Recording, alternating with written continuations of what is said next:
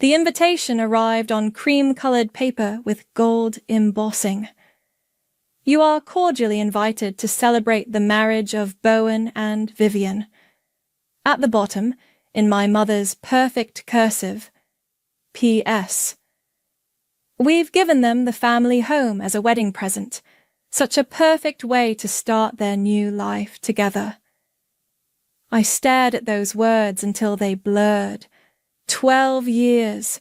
12 years since I'd walked away from this town, from this family, from everything I thought I knew about love and loyalty. My name is Zoe, and I'm about to show my family exactly what happens when you underestimate the wrong person. Mom, are we really going back there? Emery looked up from her book, those sharp green eyes that mirrored my own filled with curiosity rather than concern. At 12, she'd already learned to read between the lines of adult conversations. Just for a weekend, sweetheart. Your uncle is getting married. The uncle who doesn't know I exist. I smoothed her dark hair, so much like mine at that age. He knows you exist. He just chose not to be part of your life. The drive to my hometown took 4 hours.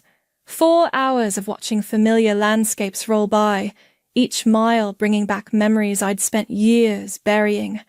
The old oak tree where Bowen and I used to climb, the gas station where I worked nights during college, the bank where I'd begged for extensions on mortgage payments while my parents pretended everything was fine. The wedding was exactly what I expected. Country club elegance, 300 guests, and my parents playing the role of gracious hosts while their son married a woman who looked like she'd stepped off Instagram. Vivian was beautiful in that polished way that screamed money and careful maintenance. Zoe! My mother's voice carried across the reception hall, dripping with the kind of false warmth she reserved for public appearances. Everyone, this is my daughter. She's a nanny. The way she said it made it sound like a communicable disease. How wonderful, someone murmured. You must love working with children. I smiled. I do. Children are honest. They don't pretend to be something they're not. My father appeared at my mother's elbow, his politician's smile firmly in place. Zoe, you look well, and this must be Emery. Emery extended her hand with the poise I'd taught her. Nice to meet you, sir. Sir. Not grandfather. The distinction wasn't lost on anyone.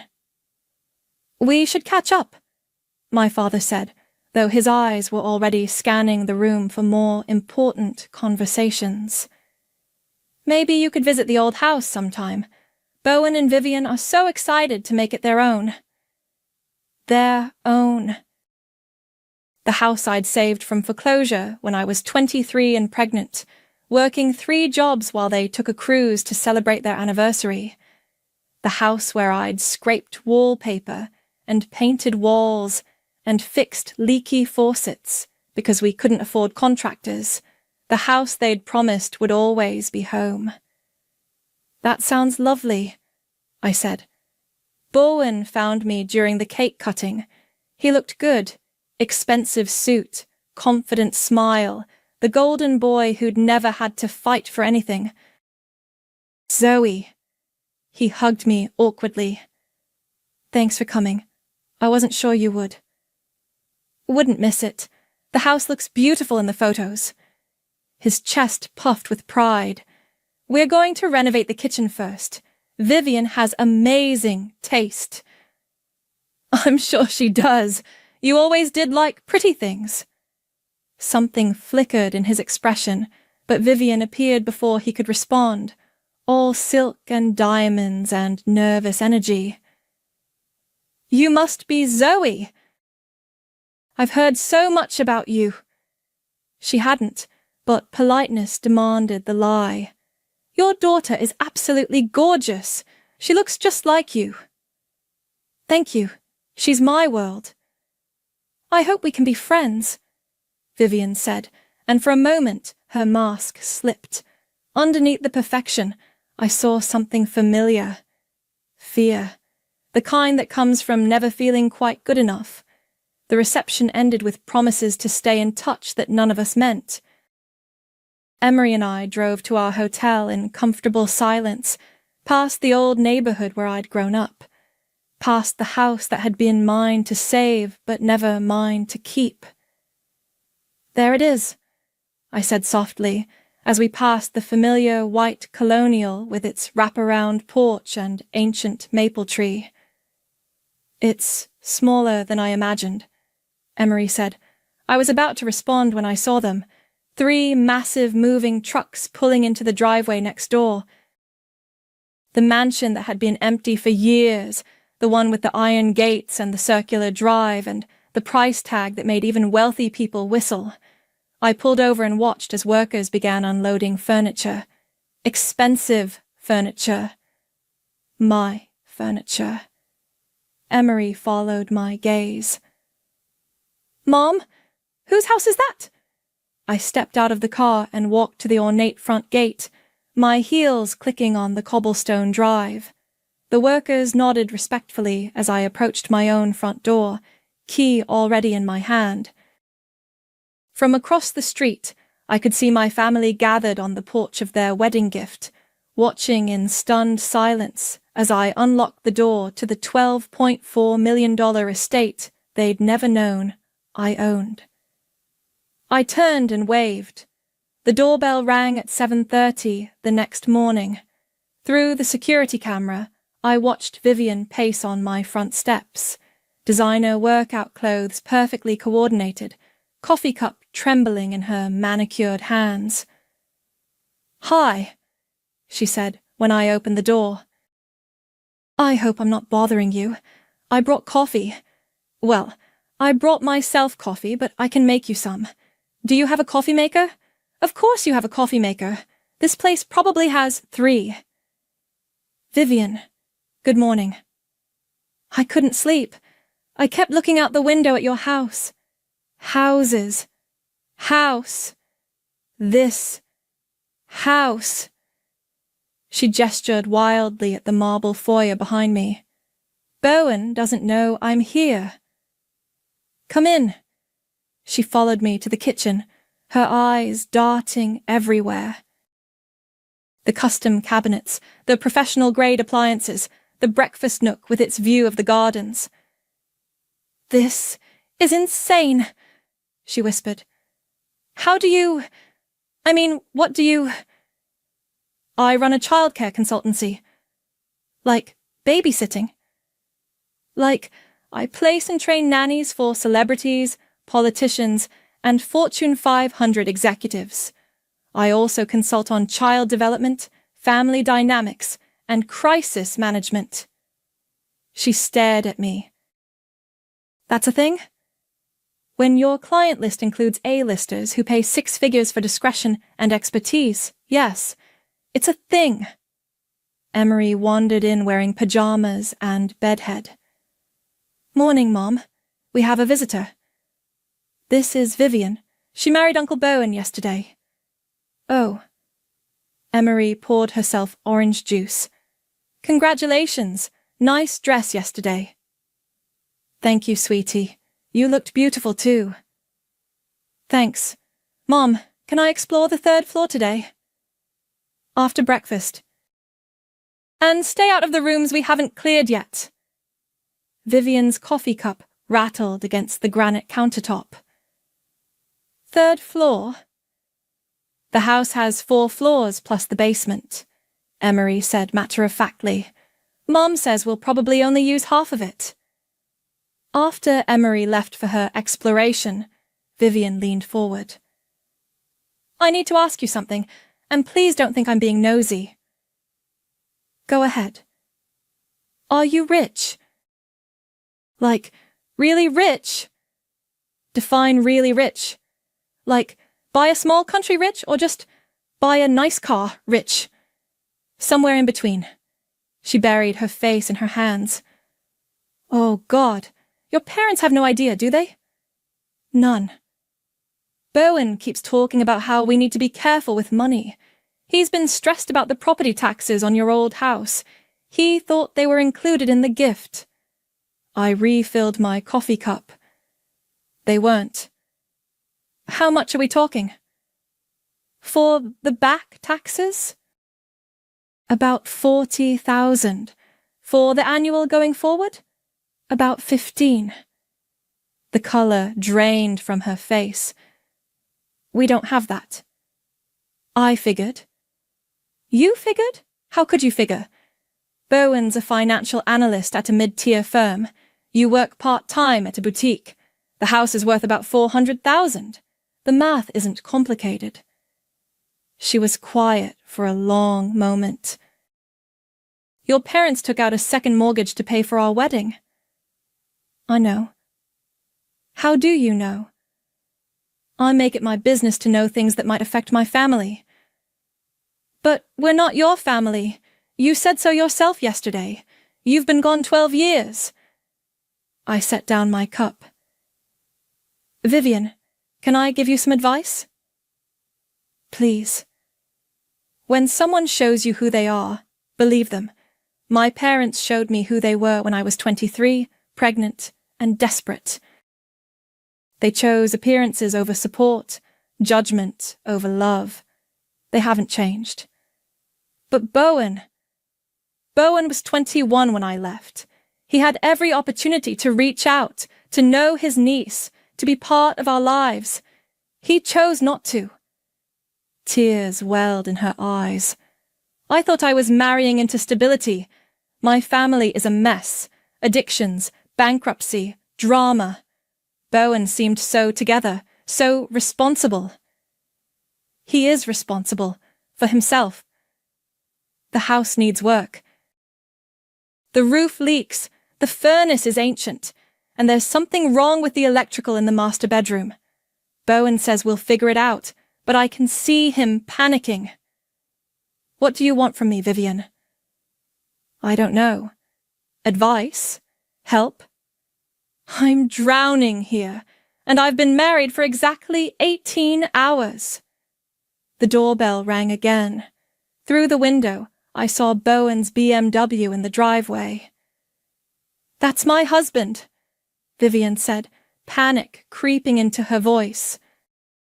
So? He told me not to bother you.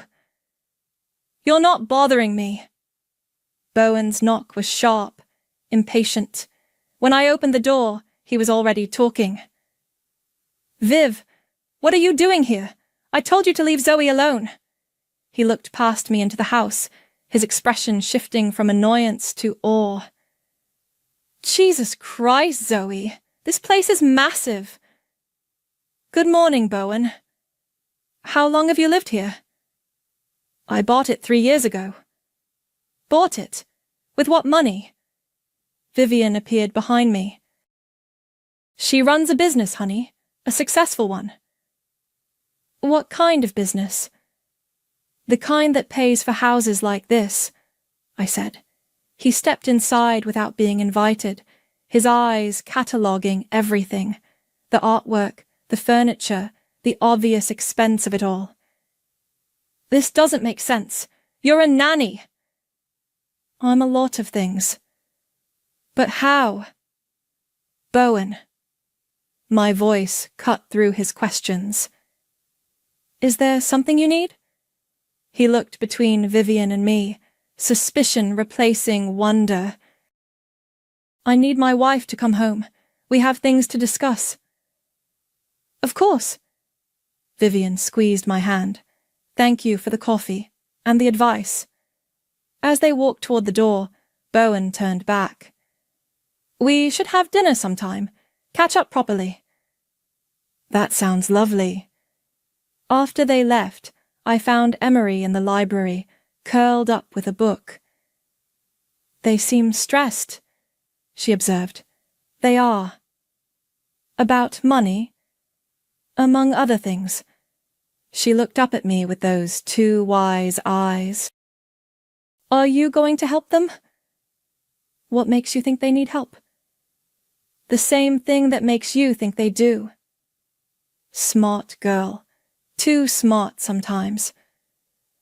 We'll see, sweetheart. We'll see. Carmen arrived Tuesday morning with a briefcase full of documents and her trademark no-nonsense attitude.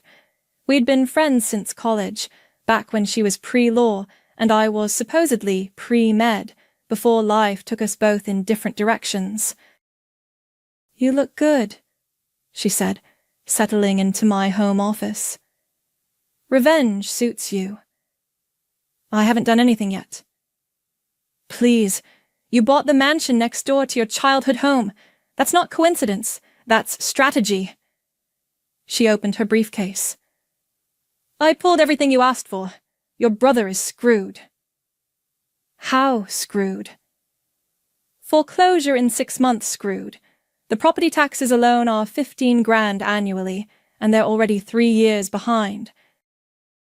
Add the second mortgage your parents took out, and we're looking at about $90,000 in total debt against a house worth maybe $400,000. And the deed? Carmen's smile was sharp. That's where it gets interesting. I found something in your grandmother's estate papers. She slid a folder across the desk. Inside was a copy of a trust document dated 6 months before my grandmother died. She transferred ownership to you when you were 25. Quietly. Your parents never knew. I stared at the papers. That's impossible. They gave the house to Bowen. They gave him a house they didn't own. Legally, you've been the owner for 10 years. The room felt like it was spinning. Why didn't anyone tell me? Look at the trustee signature. Your grandmother's lawyer died 2 years ago. His firm was dissolved. The paperwork got buried in probate archives. So, Bowen and Vivian are living in my house. Technically, yes. But here's the thing. They've been paying the utilities, doing maintenance, treating it as their primary residence. You could have a legal battle on your hands if you try to claim it now. Or you let them keep digging their own grave. They can't afford it, Zoe. The math doesn't work. They'll lose it within the year, and when they do, I can buy it back for pennies on the dollar. Exactly. After Carmen left, I decided to tackle the storage room in the basement. The previous owners had left behind decades of accumulated junk, and I'd been slowly sorting through it. Most of it was garbage, but sometimes I found interesting pieces. That's when I found the mirror. It was wrapped in old blankets, shoved behind a stack of paint cans. When I unwrapped it, my breath caught. The ornate silver frame was unmistakable. It had hung in my bedroom for 18 years. The mirror my mother claimed was lost when they redecorated after I left. Someone had painted over the glass with cheap white paint, but I could see my reflection ghosting through the thin coating. I ran my fingers along the frame, remembering how I used to practice speeches in front of it, how I'd gotten ready for prom, how I'd stared at my pregnant belly and wondered if I was making the right choice. Mom. Emery's voice came from the top of the basement stairs. Someone's here to see you. I climbed the stairs to find my mother standing in my foyer, holding a small paper bag. Meredith, this is unexpected. You forgot Emery's lunch yesterday. She held up the bag. I thought I'd drop it by. Emery took her lunch yesterday. Oh, well, I made extra sandwiches anyway. She was lying, and we both knew it. Her eyes were already scanning the room, taking inventory. Would you like some coffee? That would be lovely. I led her to the kitchen, watching as she catalogued every detail. The Sub-Zero refrigerator, the marble countertops, the fresh flowers I had delivered weekly. This is quite a place, she said, settling into a chair. How do you afford it? I work. As a nanny? As a business owner? She laughed, the sound sharp and dismissive. Zoe, sweetheart, you don't need to pretend with me. I know you've done well for yourself, but this— She gestured around the kitchen. This is serious money. Yes, it is. So, how do you really afford it? Did you marry someone wealthy? Are you getting help from Emery's father? I earned it. Doing what, exactly? I told you, I run a childcare consultancy. For celebrities, yes, Vivian mentioned that. But consultants don't live in $12 million houses. I set her coffee down carefully. Some do. She was quiet for a moment, studying me. You've changed. People do. You used to be so soft, so eager to please. I grew up. Is that what you call it? Her voice carried the old edge, the one that used to make me shrink into myself. Running away when things got difficult? Keeping your daughter from her family? I kept my daughter from people who made it clear she wasn't wanted. That's not fair. Isn't it? When I told you I was pregnant, what did you say? She shifted in her chair. I was concerned about your future. You said I was throwing my life away. You said no decent man would want me with another man's baby. You said I was selfish and stupid and that I'd ruined everything. I was trying to help you see reason. And when I kept the baby anyway? When I needed support? We offered to help with adoption arrangements. You offered to make my problem disappear. She stood up abruptly. I should go. Thank you for the coffee. Of course. As she walked toward the door, she paused at the entrance to my living room. That's a beautiful painting. Is it original? Yes. And those sculptures? Also original.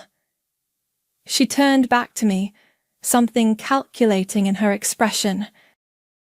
Zoe, I hope you know that despite everything, we're still family. If you ever need anything, or if there's anything you can do to help us. Help you with what? Oh, nothing specific. Just family should look out for each other. After she left, I found Emery in the kitchen, eating the sandwich from the bag my mother had brought. Grandma seems nice, she said carefully. She can be. She was looking through your mail. I turned to stare at her. What? When you went to get coffee cups, she picked up those papers on the counter and read them. The papers. Carmen's research on the house next door, the tax documents, the foreclosure timeline. Are you sure? She took pictures with her phone. I looked at my 12-year-old daughter, so observant, so protective. Thank you for telling me. Are we in trouble? No, sweetheart, we're not in trouble. But someone was. Bowen showed up Thursday evening without calling first. I watched him through the security camera, pacing on my front steps, running his hands through his hair. He'd loosened his tie and rolled up his sleeves, the universal uniform of a man under pressure. We need to talk, he said when I opened the door. Hello to you too. Can I come in? I stepped aside. He walked past me into the foyer, then stopped and stared up at the crystal chandelier hanging from the 20-foot ceiling. Jesus, Zoe! This place is like a museum. Thank you? That wasn't a compliment. He followed me to the living room, his eyes darting from the original artwork to the antique furniture to the view of the gardens through floor-to-ceiling windows. Sit down, I said.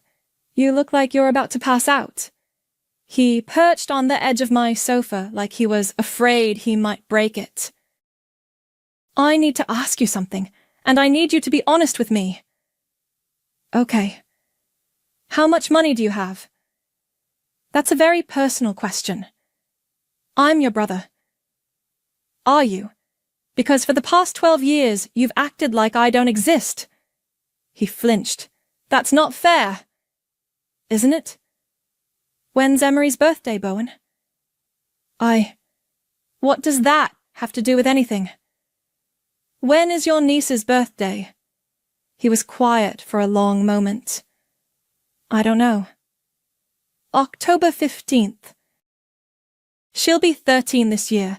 She plays violin, speaks 3 languages, and wants to be a marine biologist. She's never had a birthday card from her uncle. Zoe, I'm sorry, okay? I should have reached out. I should have been better. But right now, I need your help. What kind of help? He pulled out his phone and showed me a document. I need you to co-sign a loan. For how much? $200,000. I nearly choked on my water. $200,000? It's not as bad as it sounds. The house is collateral. It's a solid investment. Bowen, the house isn't worth $200,000 in equity. How do you know what it's worth? Because I'm not an idiot. You're asking me to co-sign a loan that's bigger than the house's total value. That's not investment. That's desperation. His face flushed red. You don't understand the situation. Then explain it to me. He stood up and started pacing. The property taxes are higher than we expected, and there are some repairs that can't wait. The roof, the electrical, the plumbing. It's all original from the 70s. How much are the back taxes? That's not your concern. It is if you want me to co-sign a loan. He stopped pacing. $43,000. And the annual going forward? 15. So you need 60,000 for taxes, maybe another 50 for repairs. What's the other 90,000 for? Living expenses. Vivian's not working right now, and my salary doesn't cover everything. Your salary doesn't cover a mortgage-free house? It's not that simple. There are other debts. What other debts? Credit cards, the wedding, Mom and Dad's loan. I set down my water glass. What loan? They took out a second mortgage to pay for the wedding. 50,000. I'm supposed to pay them back. So, let me get this straight. You want me to co-sign a $200,000 loan so you can pay off credit cards, wedding debt, and a loan your parents took out without telling you. When you put it like that, it sounds bad. It is bad, Bowen. It's financial suicide. He slammed his hand on the coffee table. Easy for you to say. You're sitting in your mansion judging me while I'm drowning.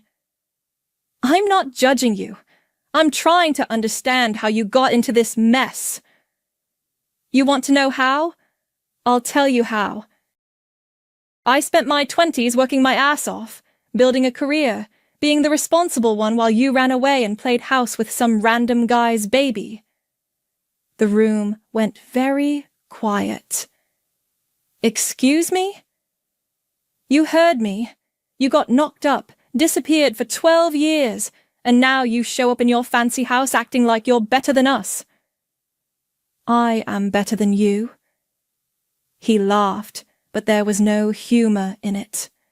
Right. Because you're rich now. Because you live in a big house and drive expensive cars. No. Because I don't ask people I've ignored for 12 years to co-sign loans I can't afford. You're just a nanny, Zoe. You live off other people's kids, other people's problems. You're a professional babysitter who got lucky. I stood up slowly. Get out. What? Get out of my house. Zoe, come on. I didn't mean... Yes, you did. You meant every word. I walked to the front door and opened it.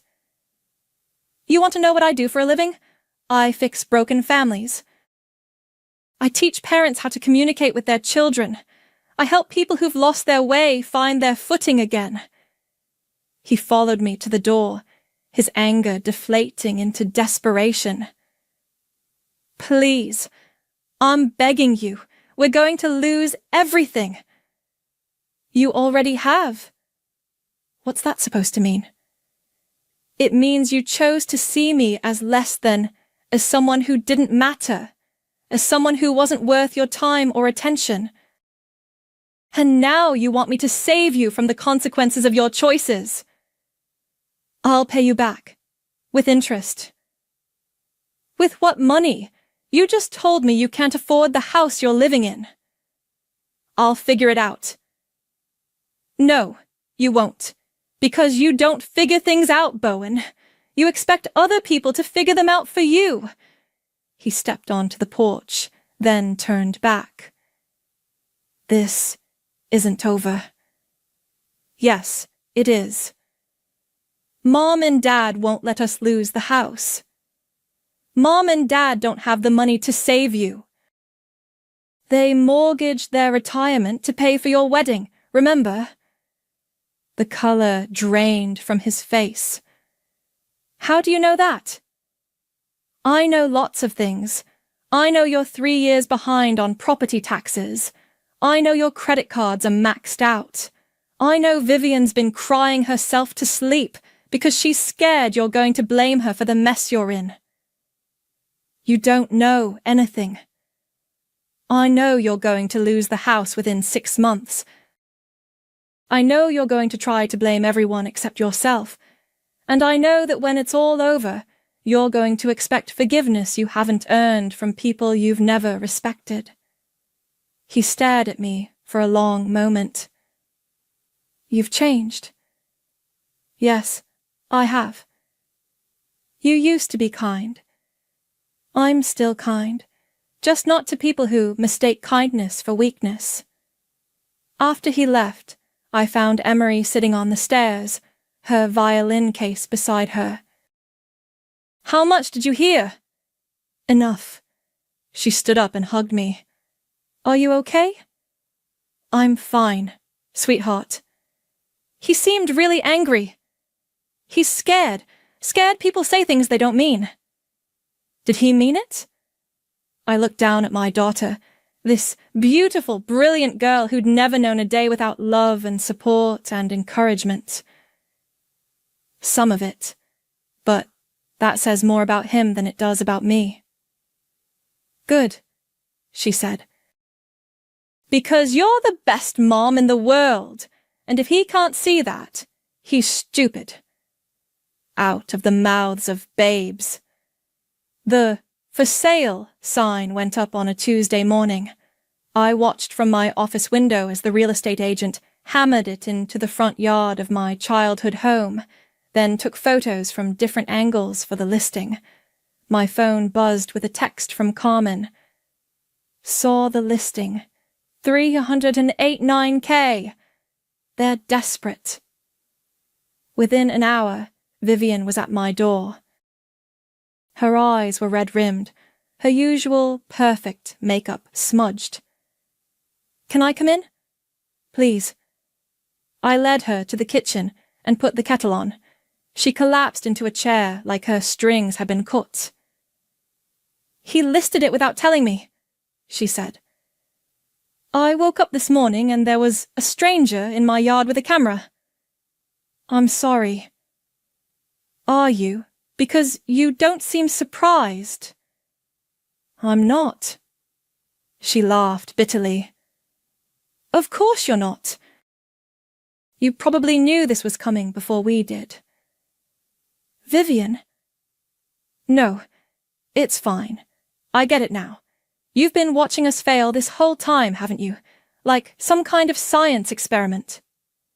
I poured hot water over tea bags, choosing my words carefully. I've been watching my family repeat the same patterns they've always repeated. Which patterns? Making promises they can't keep, taking on responsibilities they can't handle, expecting other people to fix their mistakes. She was quiet for a moment. Bowen thinks you're playing games with us. What kind of games? He says it's suspicious that you moved back right when we're having money problems. He thinks you're enjoying this. Am I enjoying watching my brother's marriage fall apart? No. But you're not helping either. What would you like me to do? Buy the house. I set her tea down. Excuse me? Buy it from us? Pay off our debts. Let us start fresh somewhere else. For how much? Whatever it's worth. We just need enough to get out from under everything. And then what? You and Bowen move somewhere cheaper and live happily ever after? Maybe. I don't know. I just know we can't stay here. Why not? She gestured toward the window, toward my house. Because every day I wake up and see what you've built, and I realize how small our life is. How small Bowen is. Vivian. He's not who I thought he was, Zoe. When we were dating, he seemed so confident, so together. But the minute things got difficult, he fell apart. He blames everyone except himself. What do you want from me? I want you to tell me what to do. Before I could answer, my phone rang. Carmen's name flashed on the screen. I need to take this. Zoe! Carmen's voice was excited. I've been monitoring the listing. 3 offers came in this morning. Already? It's priced to sell, but here's the interesting part. All 3 offers are from the same shell company. What shell company? I'm still tracking it down, but the paperwork is deliberately obscure. Someone really doesn't want their identity known. After I hung up, Vivian was staring at me. Bad news? There are already offers on the house. Her face crumpled. That was fast. The price is attractive. So we're really losing it. Looks that way. She buried her face in her hands. My parents are going to be so disappointed. I told them Bowen was stable, that he had his life together. What's your family like? Chaos. My dad's an alcoholic. My mom's been married 4 times. I have 2 half-sisters I barely know and a brother in rehab. When I met Bowen, I thought I was escaping all that. But you weren't. No. I was just trading one kind of dysfunction for another. The front door opened and Emery called out. Mom, I'm home. She appeared in the kitchen, still in her school uniform, backpack slung over one shoulder. Hi, Vivian. You look sad. I am sad, sweetie. Why? Vivian glanced at me, then back at Emery. Sometimes grown-ups make mistakes that are hard to fix. What kind of mistakes? Money mistakes, marriage mistakes, life mistakes. Emery sat down at the table. Mom says mistakes are just learning opportunities in disguise. Your mom is very wise. She is. She's also really good at fixing things. Is she? She fixed Mrs. Patterson's marriage last year, and she helped Mr. Rodriguez get his kids back after his divorce, and she found homes for 3 families when their company went bankrupt. Vivian looked at me with new interest. Is that true? Part of my job involves crisis management. For families? For families, individuals, anyone who needs help navigating difficult situations. Could you help us? Help you how? I don't know, but Emery's right. You're good at fixing things. After Vivian left, I called Carmen back. I want you to make an offer on the house. Which house? My childhood home. The one Bowen listed. For how much? Whatever it takes to outbid everyone else. Zoe, are you sure about this? I'm sure. What's your plan? I don't have one yet. That's not like you. I know. That evening, Emery found me in my office, staring out the window at the house next door. You're going to buy it, aren't you? She said. Maybe. Why? I'm not sure yet. Is it because you want to help Uncle Bowen and Vivian? Partly. What's the other part? I looked at my daughter, this wise little person who saw everything and judged nothing. The other part is that I want to prove something. To who? To myself. Maybe. To them. I don't know. What do you want to prove? That I'm not just a nanny. That I'm not someone who can be dismissed or ignored or treated like I don't matter. She climbed onto my lap, something she rarely did anymore at 12. You matter to me, she said. I know, sweetheart. And you matter to your clients, and to Carmen, and to all the people you've helped. I know. So maybe you don't need to prove anything to people who already made up their minds about you. Smart girl. Too smart. Maybe you're right. I usually am. The next morning, I got a call from the real estate agent. My anonymous offer had been accepted. The house was mine. Now I just had to figure out what to do with it. The pounding on my door started at 11 p.m. Through the security camera, I could see my father standing on the porch, his face red with anger or alcohol or both. Open the door, Zoe. We need to talk. I wrapped my robe tighter and unlocked the deadbolt. He pushed past me into the foyer, bringing the smell of whiskey and desperation with him. You bought it, he said without preamble. You bought the house. Good evening to you too, Dad. Don't play games with me. The realtor called. Some anonymous buyer outbid everyone else. Cash offer, no inspection, closing in 2 weeks. Congratulations. Bowen must be relieved. It was you. Was it? He stepped closer, and I could see the broken blood vessels in his eyes, the way his hands shook slightly. What's your game here, Zoe? I don't have a game. Bullshit.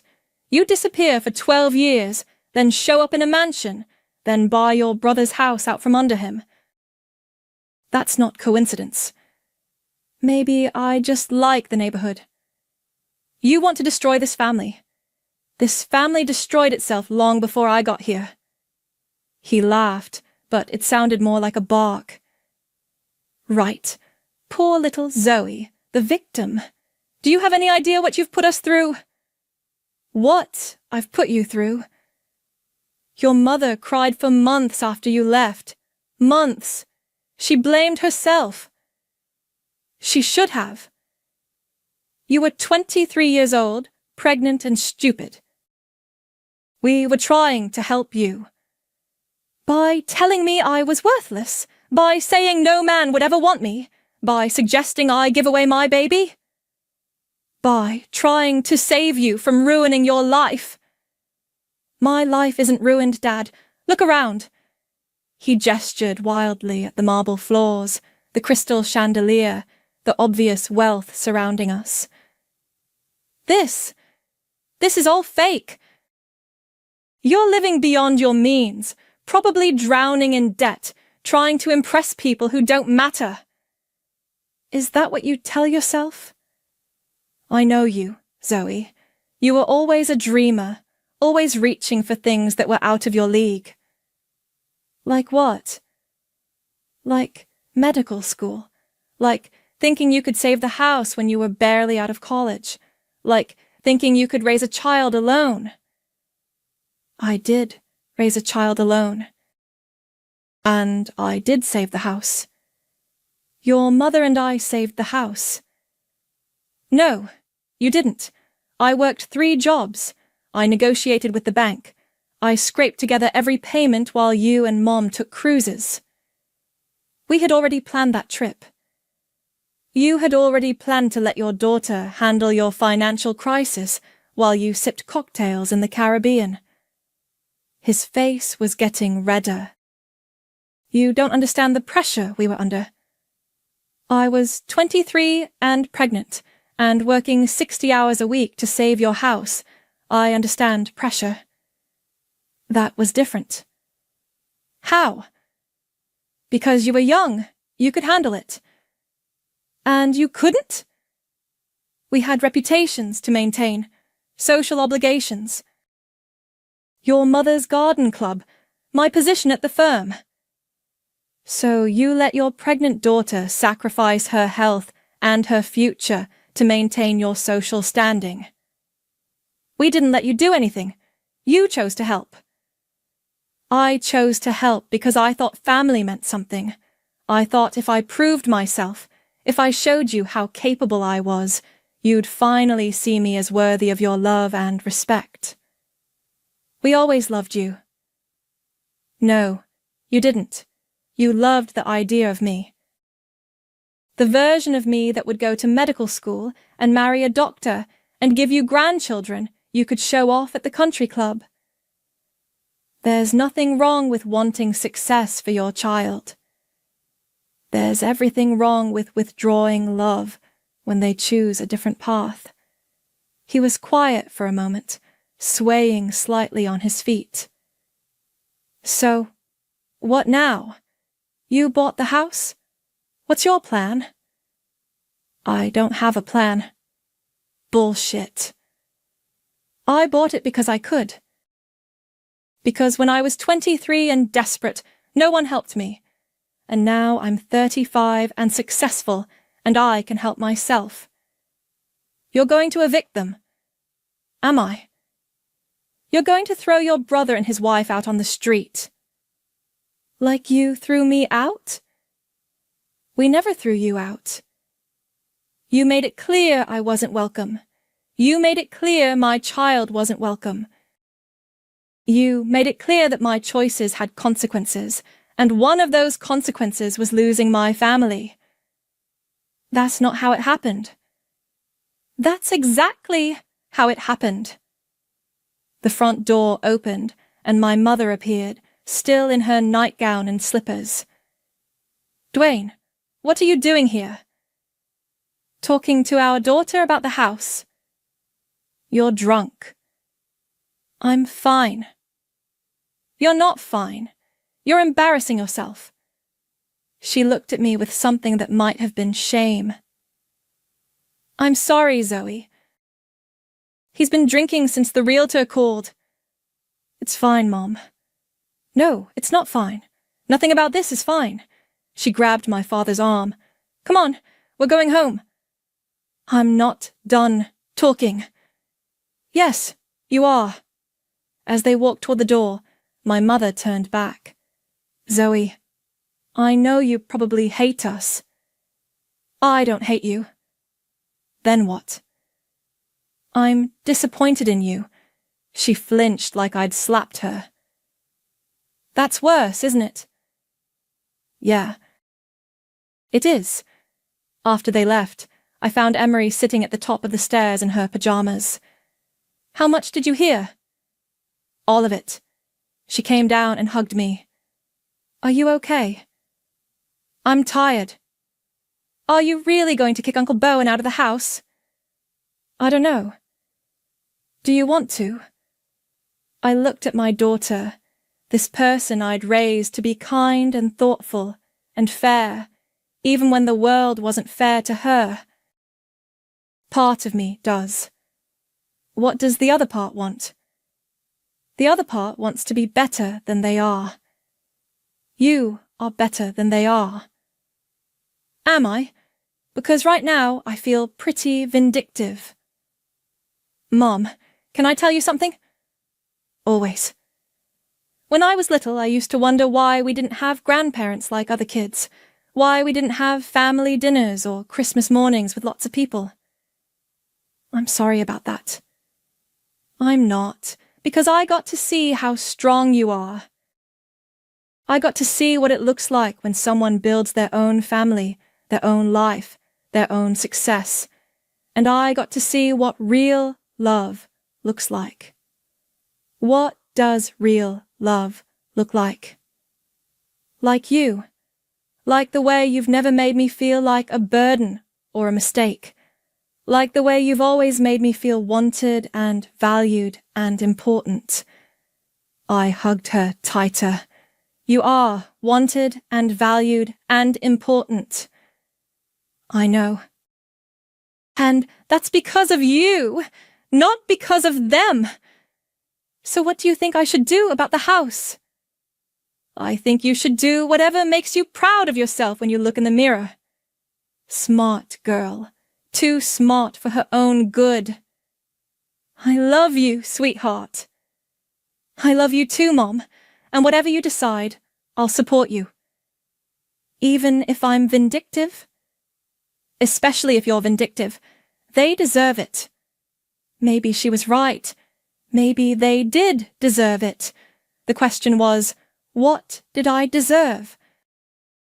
I called the meeting for Saturday afternoon. The message I sent was simple. Family meeting at my house. 2 p.m.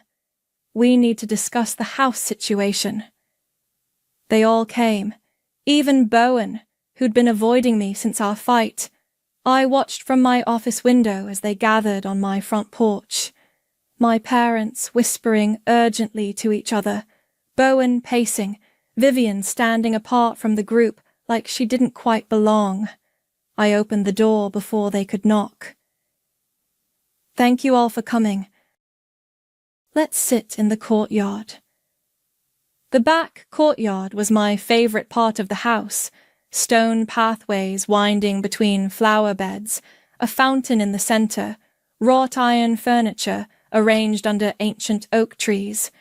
It was beautiful and peaceful and completely intimidating, which was exactly what I wanted. They settled into chairs like they were afraid to touch anything. Emery appeared from the house, carrying a tray of iced tea. I thought everyone might be thirsty, she said politely, setting glasses in front of each person. Thank you, sweetheart, my mother said. You're very thoughtful. Mom taught me that hospitality is important, even when you're having difficult conversations. Emery disappeared back into the house, but I knew she was listening from the kitchen window. She'd positioned herself there deliberately. So, my father said, clearing his throat. I assume this is about the house. It is. The buyer wants to close in 2 weeks, Bowen said. We need to start packing. Actually, we need to talk about something else first. I pulled out the folder Carmen had prepared. Copies of the trust documents, the deed transfer, the legal paperwork that had been buried for 10 years. I found something interesting in Grandma's estate papers. My mother leaned forward. What kind of something? A trust document, dated 6 months before she died. I slid copies across the table to each of them, watched their faces as they read, watched understanding dawn, then confusion, then something that looked like fear. This can't be right, my father said. It's right. Grandma transferred ownership of the house to me when I was 25, quietly, without telling anyone. That's impossible, Bowen said. Mom and Dad gave me the house. Mom and Dad gave you a house they didn't legally own. The silence stretched between us. A bird chirped in the oak tree above our heads. The fountain bubbled peacefully. You've known about this the whole time, my mother said finally. No, I found out this week. Bullshit, Bowen said. You planned this. You moved back here knowing you owned the house. I moved back here because I wanted to come home. I bought the mansion because I could afford it. I discovered the trust documents by accident. So, what happens now? Vivian asked quietly. Now, we deal with the truth. Which is what? My father demanded. The truth is that Grandma saw what you were doing to me. She saw how you treated me when I got pregnant, how you made me feel worthless and unwanted, and she decided to protect me the only way she could. She had no right, my mother said. She had every right. It was her house. We took care of her for years. We were the ones who... You were the ones who put her in a nursing home and visited twice a month. That's not fair. Fair? I stood up, the folder still in my hands. You want to talk about fair? Let me tell you what's fair. I walked to the center of the courtyard, where they could all see me clearly. Fair would have been supporting your daughter when she needed you most. Fair would have been helping with the house payments instead of taking cruises. Fair would have been welcoming your granddaughter instead of pretending she didn't exist. Zoe, my father started. I'm not finished. Fair would have been acknowledging that I saved your house, that I sacrificed my health and my future to keep you from losing everything. Instead, you gave it away like it meant nothing. Like I meant nothing. We thought we were doing what was best, my mother said. For who? For Bowen? For yourselves? Because it sure as hell wasn't what was best for me. Bowen stood up, his face red with anger. So what's your plan? Kick us out? Make us homeless? You're not homeless. You have options. What options? You can rent the house from me, market rate, month to month. We can't afford market rate. Then you can move somewhere you can afford. This is our home. No, it's my home. It's been my home for 10 years. You've been living there as my tenants without knowing it. Vivian spoke up. What's market rate? $2,500 a month. Bowen laughed bitterly. We can't afford that. Then I guess you'll need to make some changes. What kind of changes? Get a better job. Have Vivian work full-time. Sell your BMW. Live within your means. You're enjoying this, he said. Am I? Because watching my family fall apart doesn't feel particularly enjoyable. Then why are you doing it? Because you said I didn't need the house. You said I was just a nanny. You said I didn't matter. The words hung in the air between us. So, I decided to show you exactly how much I don't need it, and exactly how much I do matter. My father cleared his throat. What do you want from us, Zoe? I want you to acknowledge what you did. I want you to admit that you were wrong. And if we do, then maybe we can figure out how to be a family again. And if we don't? I looked at each of them. My parents, who'd chosen pride over love. My brother, who'd chosen comfort over responsibility. Vivian, who was just trying to survive the wreckage of other people's choices. Then you have 30 days to find somewhere else to live. Bowen stood up so fast his chair fell over. You can't do this. I can. And I will. Mom! Dad! Say something! But my parents were staring at the legal documents, finally understanding that their daughter, the one they'd dismissed and underestimated, held all the cards. We need time to think, my father said finally. You have until the end of the month. As they filed out of the courtyard, Vivian hung back. "Can I talk to you? Alone?" After the others left, she sat back down. "I'm leaving him," she said. "Vivian, I can't do this anymore. The lies, the debt, the way he blames everyone except himself. I thought I was marrying a grown man, but I married a child. Where will you go?" "I don't know. My family's a mess. I don't have much money saved." She looked up at me. "You said you might need help with your business." "I might. I'm good with people. I'm organized. I learn fast. And I'm desperate enough to work for whatever you can pay me." I studied her face, the exhaustion, the hope, the quiet determination. "We can talk about it." "Thank you." After she left, Emery appeared beside me. "How do you feel?" she asked. "Tired, sad, angry, relieved?" "All at the same time?"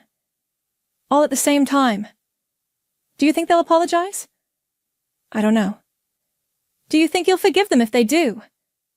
I looked at my daughter, this wise little person who'd grown up watching me navigate impossible choices. "I don't know that either." "That's okay. You don't have to know everything right now." "When did you get so smart?" "I had a good teacher." We stood together in the courtyard, surrounded by the life I'd built from nothing, watching the sun set over the house where I'd learned that love was conditional and family was fragile, but I'd also learned that I was stronger than they'd ever imagined, and sometimes that was enough. The apology came on a Tuesday morning, delivered by my mother in an envelope with my name written in her careful script. "Zoe. Your father and I have spent the weekend talking. We were wrong. About everything. We let our pride and our fears make us into people we don't recognize. We failed you when you needed us most, and we failed Emery by never giving her the chance to know her grandparents. We don't expect forgiveness. We just wanted you to know that we see our mistakes now. Love. Mom, I found Emery in the kitchen, making pancakes for breakfast." "Grandma dropped off a letter," she said, without looking up from the stove. "You saw her?" "She was sitting in her car in the driveway for like 20 minutes before she got the courage to ring the doorbell. When I answered, she just handed me the envelope and left." "What do you think about that?" Emery flipped a pancake with the precision of someone who'd been cooking for herself since she was 8. "I think she's scared of you now." "Good or bad scared?" "Good scared. The kind that makes you realize you messed up." The doorbell rang again. This time it was Bowen, looking like he hadn't slept in days. "Can we talk?" I led him to the living room. He sat on the edge of the sofa, hands clasped between his knees. "Vivian left me." "I know." "She took half our savings and moved into that extended stay hotel on 5th Street. "I'm sorry." "Are you? 'Cause she's working for you now." "She asked for a job. I gave her one." "Doing what?" "Client relations. She's good with people, and she understands what it's like to feel trapped in a situation you can't control." He was quiet for a moment. "I read Mom's letter. She showed it to me before she brought it over." "And?" "And she's right. We were wrong. All of us." "Okay." "That's it? Just okay?" "What do you want me to say, Bowen?" "I want you to tell me how to fix this." "You can't fix 12 years of neglect with an apology." "So what then? We just pretend we're not family?" "We are family. But family isn't just blood. It's showing up. It's being there when things get hard.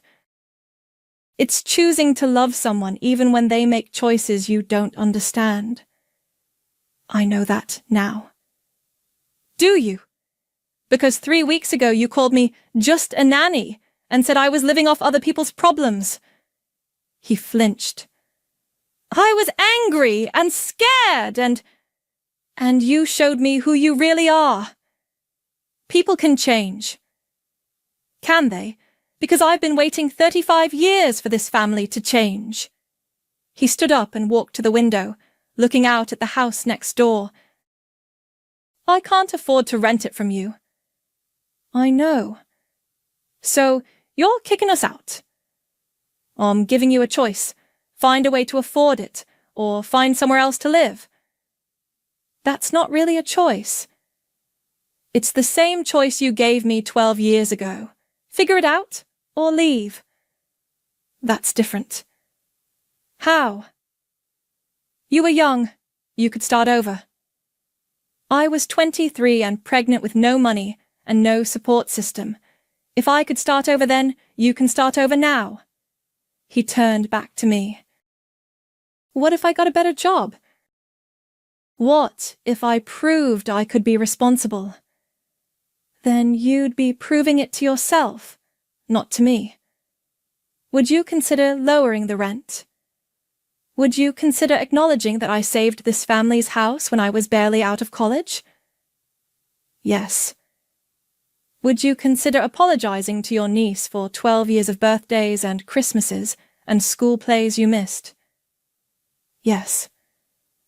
Would you consider admitting that you've spent your entire adult life expecting other people to solve your problems? His shoulders sagged.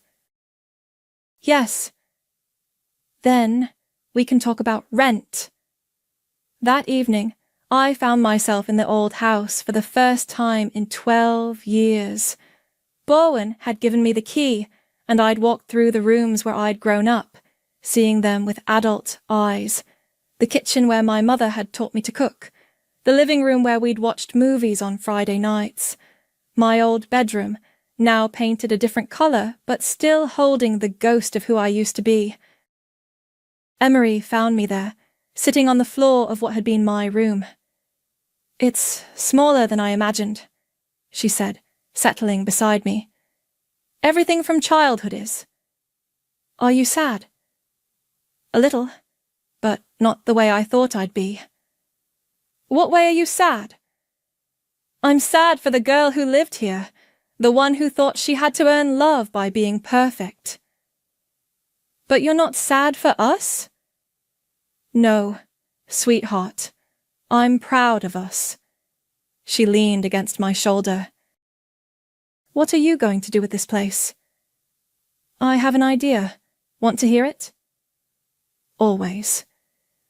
I want to turn it into a transitional home for single mothers, a place where women can stay while they get back on their feet, where their kids can have stability while their mums figure things out. Like what you did for us. Like what I wished someone had done for us. I love it. Yeah. Yeah. It's perfect. We sat in comfortable silence, mother and daughter, in the room where I'd once been so desperate to escape. Mom? Do you think Uncle Bowen will figure it out? I think he'll try. Whether he succeeds is up to him. And Grandma and Grandpa? I think they're finally starting to understand what they lost. Do you forgive them? I considered the question, feeling the weight of 12 years of hurt and anger and disappointment. I forgive the people they're trying to become. I'm not sure I can forgive the people they were. That's fair. Is it? It's honest, and you taught me that honest is more important than nice. We walked home as the sun set, past the house where I'd learned that family could break your heart, toward the house where I'd learned that you could build your own version of home. 3 weeks later, Vivian helped me hang the sign on the front porch of the old house. Safe Harbor Transitional Home for Families. The first family moves in tomorrow, she said, stepping back to admire our work. Nervous?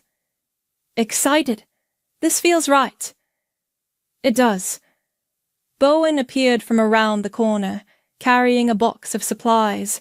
He'd taken a second job and moved into a studio apartment across town. The rent payments came on time now, along with awkward but genuine attempts to connect with Emery. The nursery is ready, he said. Crib, changing table, rocking chair. Thank you. Zoe, he set down the box. I know I can't undo the past 12 years, but I want you to know that I see you now. I see what you've built, what you've accomplished, who you've become. And I'm proud to be your brother. It wasn't everything. It wasn't enough to erase the hurt or the years of silence. But it was a beginning. I see you too, I said. That night, Emery and I sat on our front porch, looking across at the house that had once represented everything I'd lost. Now it represented everything I'd found: purpose, peace, the power to transform pain into something beautiful. Do you think we'll stay here? Emery asked. Do you want to? I like it here. I like watching you help people. I like seeing you happy. I am happy. I can tell. How? You smile differently now. Like, you're not waiting for something bad to happen. She was right. For the first time in my adult life, I wasn't braced for disappointment or rejection or abandonment. I was simply present, simply myself, simply enough. I love you, sweetheart. I love you too, Mom. We sat in comfortable silence, watching lights come on in windows across the neighborhood, each one representing a family, a story, a choice to keep going despite the odds. I was never just a nanny. I was the legacy they tried to forget, and the storm they never saw coming. But more than that, I was a woman who'd learned that the best revenge isn't destruction. It's building something so beautiful, so meaningful, so undeniably valuable that everyone who underestimated you has no choice but to see their mistake. And sometimes, if you're very lucky, they even apologize for it.